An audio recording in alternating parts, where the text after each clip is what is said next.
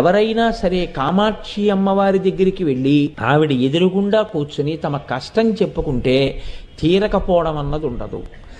ఎవరికి ఏ కోరికైనా సరే ఆమె తీర్చగలదు. ఎందుకు తీర్చగలదు అంటే ఆవిడ పేరే కామాక్షి.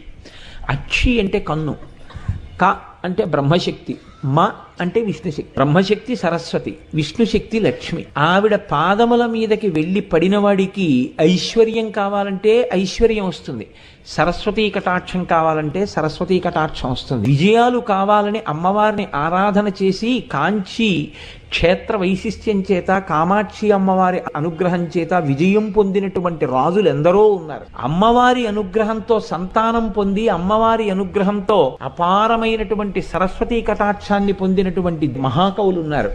కాబట్టి అమ్మవారి అనుగ్రహంతో పొందనటువంటిది